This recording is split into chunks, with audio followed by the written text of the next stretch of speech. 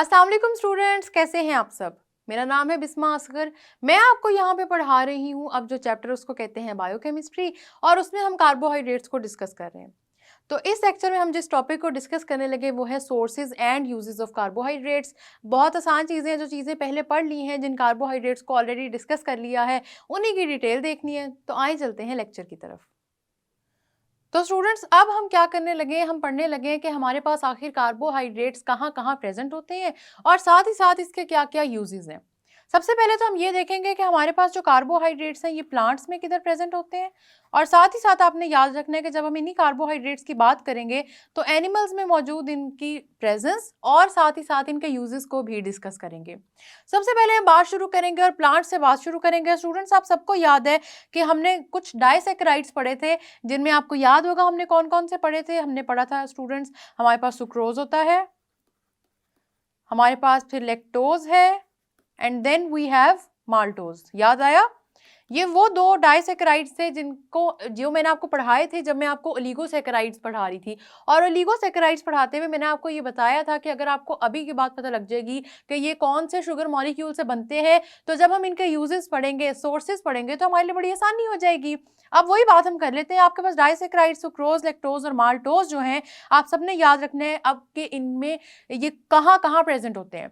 सबसे पहले तो हमने ये बात की थी कि ये कौन कौन से शुगर से बने हैं। अगर आपको याद हो तो सुक्रोज हमारे पास ग्लूकोज और फ्रुक्टोज से बने हैं, ठीक है। ग्लूकोज और फ्रुक्टोज से बना है सुक्रोज। लैक्टोज आपके पास स्टूडेंट्स बनता है ग्लूकोज और गैलेक्टोज से। ये दोनों आपके पास क्या है? मोनोसैकेराइड्स हैं। रिवाइज कर रही हूँ ताकि आपको सब याद हो, पता लगे हम क्या पढ़े, गौर से सुनते जाएं। और माल्टोज आपके पास दो ग्लूकोज मॉलिक्यूल से बनता है, दोनों ग्लूकोज होते हैं, ठीक है। ये हो गया हमारे पास इनका कि अब इनके स्ट्रक्चर्स किस तरह से बनते हैं, ये डाइसैकेराइड्स बने किस तरह है। अब हम बात कर लेते हैं कि ये कहाँ कहाँ प्रेजेंट होते हैं। सबसे पहले तो हम बात करेंगे सुक्रोज के बारे में। स्टूडेंट्स, आप सबने याद रखना है, सुक्रोज की जब भी बात होती है ना, तो जो इंपॉर्टेंट चीज सुक्रोज के बारे में बोली जाती है वो यही होती है कि सुक्रोज से शुगर केन, भूलना नहीं, सुक्रोज भी एस से है, शुगर केन भी एस से है, गन्ने जो होते हैं, ठीक है, उनमें शुगर केन में आपके पास सुक्रोज लाजमी प्रेजेंट होता है। यही सुक्रोज जिसकी हम बात कर रहे हैं स्टूडेंट्स, तो आपने याद रख लेना, ये जो सुक्रोज है शुगर केन में है, शुगर बीट में है और फ्रूट्स में है। शुगर केन, शुगर बीट और फ्रूट्स। अब इन तीनों को याद रखने का मैं आपको बड़ा आसान तरीका बताती हूँ। गन्ने के बारे में सोचें, शुगर केन जिसकी अभी अभी हमने बात की, मीठा होता है ना, वो मीठा होता है, इसलिए हमने कह दिया कि सुक्रोज उसमें प्रेजेंट है, इसका मतलब सुक्रोज भी स्वीट इन टेस्ट है। ओलिगोसैकेराइड्स के बारे में वैसे भी हमने बात की थी कि वो होते हैं स्वीट इन टेस्ट। उसके अलावा फ्रूट्स भी आपको पता है कि मीठे होते हैं टेस्ट में, शुगर बीट भी आपके पास उसी तरह से, तो ये टेस्ट से याद रख ले। और साथ ही साथ क्या बात इंपॉर्टेंट है, शुगर केन बड़ा इंपॉर्टेंट है। क्यों? क्योंकि शुगर केन, आप ये समझे कि जब भी सुक्रोज की बात होगी शुगर केन की बात लाजमी होगी। तो हमने पहले तो ये देखा कि ये कौन से मोनोसैकेराइड से बने। अब हमने ये बात कर ली कि आखिर ये प्रेजेंट कहाँ होते हैं। Then will talk about lactose. और लैक्टोज के बारे में स्टूडेंट्स आप सबने याद रखना है कि ये मिल्क और डेयरी प्रोडक्ट्स में होते हैं। आप कहेंगे ये वाली प्लांट्स से रिलेटेड तो बात नहीं है, इसने कहा था पहले हम प्लांट्स को डिस्कस करेंगे। कोई बात नहीं, बीच में मैं आपको इससे बता रही हूँ क्योंकि ये वो डाइसैकेराइड्स हैं जिनको आप पढ़ चुके हैं, तो आपको थोड़ा सा इनके बारे में नॉलेज है, आइडिया है कि ये कहाँ किस तरह हम इनके बारे में बात कर सकते हैं। क्योंकि हमने ये पढ़ा था कि इनमें कौन से मोनोसैकेराइड्स होते हैं और इनको ओलिगोसैकेराइड्स में हम डाइसैकेराइड्स में रखते हैं, ठीक है। इसलिए मैं सुक्रोज का और आपको लैक्टोज का, माल्टोज का, तीनों का इकट्ठा बता रही हूँ क्योंकि आपको याद रखने में आसानी होगी। मिल्क और डेयरी प्रोडक्ट्स, मतलब कि जिस तरह शुगर केन का नाम सुनते ही सुक्रोज माइंड में आना चाहिए, इसी तरह मिल्क का नाम सुनते ही आपके माइंड में लैक्टोज आना चाहिए, क्योंकि लैक्टोज बड़ा इंपॉर्टेंट कार्बोहाइड्रेट है इन मिल्क, ठीक है। तो आपको पता है डेयरी प्रोडक्ट्स किससे बनते हैं? मिल्क से ही बनते हैं ना, सारे के सारे डेयरी प्रोडक्ट्स मिल्क को ही आप चेंज करते हैं। तो अगर मिल्क में लैक्टोज है तो डेयरी प्रोडक्ट्स में भी लैक्टोज होगा। तो ये बात समझ में आई कि ये सारे क्योंकि इंटरचेंजेबल है, वही बात है, कोई डिफरेंट बात तो है नहीं यहाँ पे। उसके बाद स्टूडेंट्स हम बात कर लेते हैं माल्टोज की, क्योंकि हमने इन्हीं तीन को अभी डाइसैकेराइड्स को डिस्कस किया है। तो माल्टोज आप सबने याद रखना है स्टूडेंट्स के माल्टोज आपके पास सीरियल्स में प्रेजेंट होता है। सीरियल्स क्या होते हैं, अक्सर आपने सुना होगा, वो जो मॉर्निंग ब्रेकफास्ट में दूध में डाल के नहीं खाए जाते सीरियल, उनको कहते हैं, ठीक है। अब आपने याद रखना है कि ये भी कार्बोहाइड्रेट्स हैं। तो वैसे तो कहते हैं ना कि बैलेंस डाइट खानी चाहिए, बैलेंस डाइट होनी चाहिए जिसके अंदर कार्बोहाइड्रेट्स भी हों, प्रोटीन भी हो। तो अगर आप सिर्फ सीरियल खा रहे हैं नाश्ते में तो वो एक अच्छी बात नहीं है, क्योंकि वो सिर्फ कार्बोहाइड्रेट्स है, आपका वो मील बैलेंस नहीं होता इस तरह से। लेकिन अगर आपको पसंद है तो कंटिन्यू करें। यहाँ पे हम बात करें कि इनकी प्रेजेंस किधर किधर है। ये तीनों ही यहाँ पे जो आपके सोर्सेज है ना, कि आपको सुक्रोज कहाँ मिलेगा, लैक्टोज कहाँ मिलेगा, साथ ही साथ माल्टोज कहाँ मिलेगा, ये तीनों सोर्सेज बहुत इंपॉर्टेंट है। सुक्रोज को सुने तो शुगर केन माइंड में आना चाहिए, लैक्टोज को सुने तो मिल्क माइंड में आना चाहिए, और सीरियल्स की बात हो जब भी माल्टोज की, क्योंकि माल्टोज की फॉर्मेशन देखें, 2 ग्लूकोज मॉलिक्यूल्स मिलके बनते हैं, तो 2 ग्लूकोज है, सीरियल बन जाएगा। मतलब इन सबको इंटरलिंक करें, आपको याद रखने में आसानी होगी। ठीक है, अब हम बात कर लेते हैं, आगे चलते हुए पहले इन तीनों की हमने कर ली बात, हमारे पास ये वाला टॉपिक यहाँ पे हो गया खत्म, जो कि था सिर्फ इन 3 डाइसैकेराइड्स के बारे में। अब आप सबने स्टूडेंट्स याद रखना है कि हमारी बॉडी भी ग्लूकोज को यूज करती है।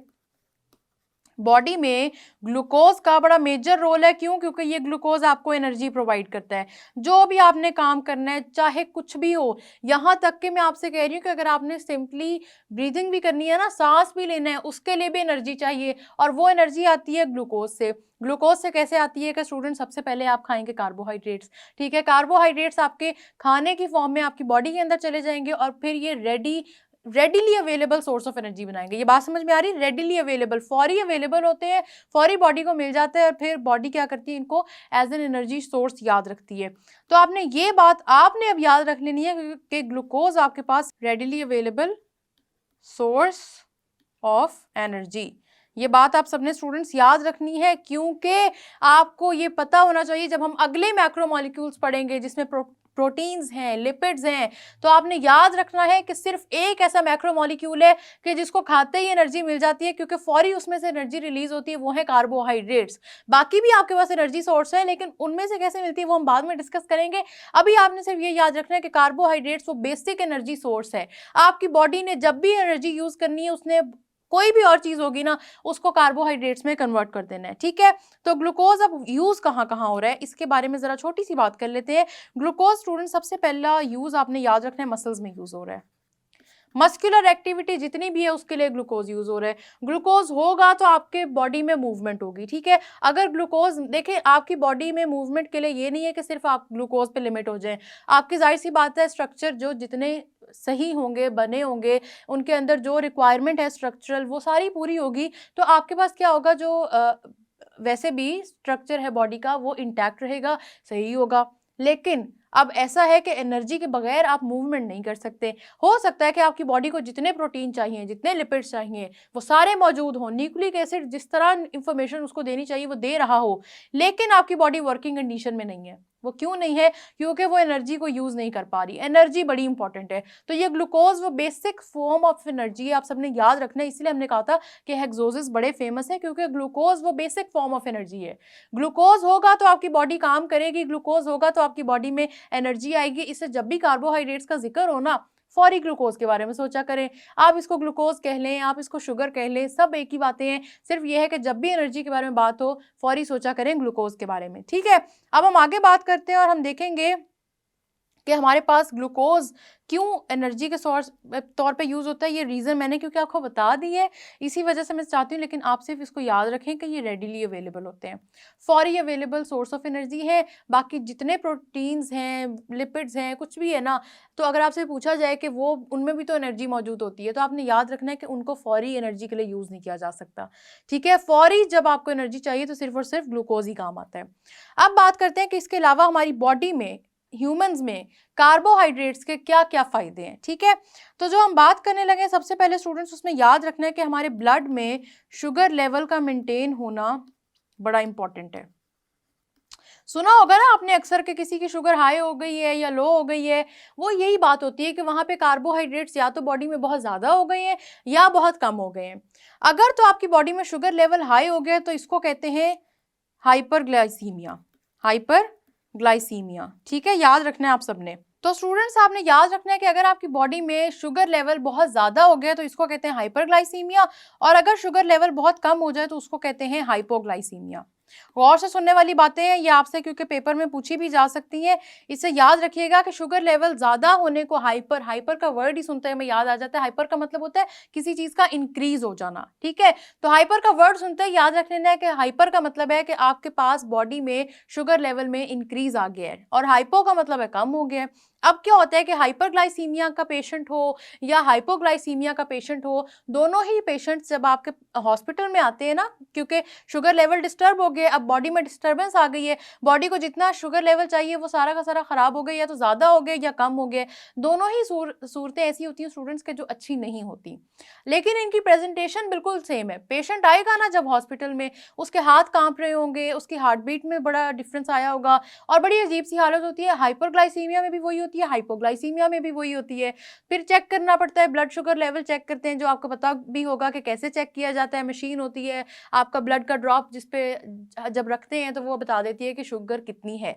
तो अब आपको समझ में आया कि आपकी बॉडी में शुगर लेवल का मेंटेन होना कितना ज़्यादा इंपॉर्टेंट है। और अगर लो शुगर लेवल हो तो जिसकी वजह से बीपी भी कम होने लग जाता है। लो शुगर लेवल में ब्लड प्रेशर क्योंकि कम होने लग जाता है, बॉडी को जितनी एनर्जी चाहिए, जितना एनर्जी चाहिए काम करने के लिए, अपने आप को मूव करने के लिए, वो एनर्जी कम होती जा रही है बॉडी में, तो ब्लड प्रेशर भी कम होने लग जाएगा। तो ये इंपॉर्टेंट चीज़ें ये याद रखनी है। ब्लड शुगर लेवल की बात कर ली कि ये बॉडी में किस तरह से ज़रूरी होती है। साथ ही साथ आपने याद रखना है स्टूडेंट्स कि आपका ये जो कार्बोहाइड्रेट्स आप इंजेस्ट करते हैं ना, मतलब खाते हैं, इनमें कुछ एसेंशियल न्यूट्रिएंट्स होते हैं।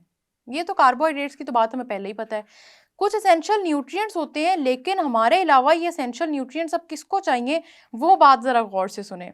इसके अंदर एसेंशियल न्यूट्रिएंट्स होते हैं फॉर बैक्टीरिया, और ये बैक्टीरिया वो बैक्टीरिया है जो आपके इंटेस्टाइन में होता है, ठीक है। आपके इंटेस्टाइन में बैक्टीरिया होता है। इंटेस्टाइन कौन सा पार्ट है? इंटेस्टाइन आप सबको पता है कि हमारे डाइजेस्टिव सिस्टम का पार्ट है, ये लास्ट में आता है। ज़्यादा डाइजेशन आपके स्टमक में हो चुकी होती है, उसके बाद जो चीज़ें रह जाती हैं वो इंटेस्टाइन में जाती हैं। अब यहाँ पे बैक्टीरिया मौजूद होता है जो फर्दर आपके फूड की डाइजेशन करता है। तो उस बैक्टीरिया को सर्वाइव करने के लिए जो न्यूट्रिएंट्स चाहिए, वो न्यूट्रिएंट्स भी स्टूडेंट्स आपने याद रखना है कि आपके ये कार्बोहाइड्रेट्स ही प्रोवाइड कर रहे होते हैं। तो कार्बोहाइड्रेट्स का देखने कितना फ़ायदा है, आपकी बॉडी को कितना रेगुलेट कर रहे हैं, ठीक है। तो डाइजेशन अच्छी होगी अगर आपकी डाइट में कार्बोहाइड्रेट कंटेंट अच्छा होगा, डाइजेशन अच्छी होगी, क्योंकि जिन बैक्टीरिया को जितने न्यूट्रिएंट्स चाहिए वो भी मिल जाएंगे, ठीक है। तो पहली बात हमने कर ली कि शुगर लेवल मेंटेन होना जरूरी है बॉडी में। दूसरी बात हमने कर ली कि इंटेस्टाइन्स में बैक्टीरिया होते हैं जिनको एसेंशियल न्यूट्रिएंट्स चाहिए होते हैं। यहाँ से थर्ड हम बात करते हैं फाइबर के बारे में। फाइबर का जो टॉपिक है या जो बातें हैं ना वो बड़ी ज़रूरी हैं। फाइबर के बारे में बात करने से पहले मैं आपको बताती हूँ फाइबर होता क्या है, और बहुत ही सिंपल एग्जांपल से समझाती हूँ। आप सबने इस्पागोल का नाम सुना होगा, ठीक है। इस्पागोल क्या चीज़ है? हस्क है जो कहते हैं कि डाइजेशन को नॉर्मल रखता है। अब स्टूडेंट्स उसको कहते हैं फाइबर, उसके अंदर क्योंकि होता है फाइबर। तो फाइबर कोई अलहदा चीज़ नहीं होती, फाइबर कार्बोहाइड्रेट्स की फॉर्म ही होती है, ठीक है। ये फाइबर इस्पागोल तो हम सब ने देखा है, इससे हम सबको पता है। इसके अलावा आपने याद रखना है कि फाइबर आपकी वेजिटेबल्स में भी बहुत ज़्यादा होता है, ठीक है। अब ये फाइबर वेजिटेबल्स में भी इसका कंटेंट बहुत ज़्यादा होता है, लेकिन फाइबर के बारे में इंपॉर्टेंट बात सुन लें कि ये डाइजेस्ट नहीं होता, not digested in the body, ठीक है। ये डाइजेस्ट नहीं होता, ये डाइजेस्ट हो ही नहीं सकता। इसको डाइजेस्ट करने के लिए स्टूडेंट्स वो जो इंपॉर्टेंट एंजाइम्स चाहिए, जो प्रोसेस चाहिए, वो हमारी बॉडी में नहीं होता। अब आपके माइंड में क्वेश्चन आएगा कि अगर कार्बोहाइड्रेट्स हैं तो फिर ये डाइजेस्ट क्यों नहीं होते सही तरह? तो आप सबने याद रखना है स्टूडेंट्स, फाइबर्स बिल्कुल कार्बोहाइड्रेट्स है, लेकिन ये ऐसी फॉर्म है कार्बोहाइड्रेट्स की कि जिसको डाइजेस्ट नहीं किया जा सकता। इसीलिए क्या होता है कि ये डाइजेस्ट नहीं हो पाते, तो ये डाइजेस्ट नहीं होते एज इट इज़, जिस तरह से आप इनको खाते हैं ये बॉडी से उसी तरह से बाहर निकल जाते हैं, जिस वजह से ये बाउल मूवमेंट्स को नॉर्मल रखते हैं, ठीक है। बाउल मूवमेंट्स को ये नॉर्मल रखने में काम आते हैं, इस वजह से डाइजेशन ठीक रहती है। बहुत सारे इश्यूज जिस तरह कॉन्स्टिपेशन वगैरह होता है वो सारे इश्यूज रिजॉल्व हो जाते हैं। तो फाइबर का इंटेक भी ज़रूरी है because it is not digested by the body. Fibre के और भी कुछ फ़ायदे हैं। देखें, फाइबर ने आप सबने याद रखना है, फाइबर की हम बात करें इसको भूलना नहीं है, फाइबर इंपॉर्टेंट है। ये आपके बॉडी के कोलेस्ट्रॉल लेवल को भी मेंटेन रखती है। अब माइंड में क्वेश्चन आएगा कि कोलेस्ट्रॉल लेवल का जो बॉडी में है उसका फाइबर से क्या ताल्लुक है? स्टूडेंट्स, आप सबने याद रखना है हमारे खानों में ना कुछ ऐसी चीज़ें होती हैं जिसमें बहुत ज़्यादा कोलेस्ट्रॉल होता है, जैसे कि आपके ऑयली फूड्स हो गए, डीप फ्राइड फूड्स हो गए, इन सब में ना ऑयली क्योंकि ऑयल का कंटेंट ज़्यादा है इसलिए कोलेस्ट्रॉल का कंटेंट ज़्यादा होता है। अब ये कोलेस्ट्रॉल जब आप खाएंगे तो जाहिर सी बात है ये आपकी बॉडी में जाएगा, अगर ये बॉडी से निकलेगा नहीं तो बॉडी के अंदर स्टोर हो जाएगा, और अगर कोलेस्ट्रॉल स्टोर हो रहा है तो आपको पता है, हम सबको पता है, अभी तक हमने इतना सुना है कोलेस्ट्रॉल के बारे में, हम सबको पता है कि ये एक अच्छी फॉर्म नहीं है, ये कोई अच्छी चीज़ नहीं है कि बॉडी में स्टोर हो। कोलेस्ट्रॉल डेंजरस होता है बॉडी के लिए। अब फाइबर कैसे हेल्प आउट करता है कि अगर आपने ऐसा कुछ खाया है जिसके अंदर कोलेस्ट्रॉल लेवल बहुत ज़्यादा था, तो फाइबर क्या होगा, इस कोलेस्ट्रॉल के साथ जाके अटैच हो जाएगा।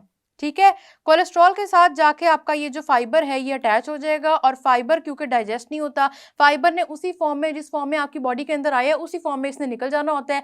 तो जैसे ही जाके ये कोलेस्ट्रॉल के साथ अटैच होगा तो फाइबर कोलेस्ट्रॉल को अपने साथ बॉडी के अंदर से निकाल देगा। तो समझ में आया कि ये बॉडी में कोलेस्ट्रॉल के लेवल को कैसे मेंटेन करता है। ये बड़ी इंपॉर्टेंट चीज़ है, क्योंकि आप देखें अगर कोलेस्ट्रॉल बढ़ता है तो आपके पास स्टूडेंट्स आपने याद रखना है कि ब्लड प्रेशर भी बढ़ता है। ठीक है, कोलेस्ट्रॉल के इंक्रीज की वजह से ब्लड प्रेशर भी बढ़ता है।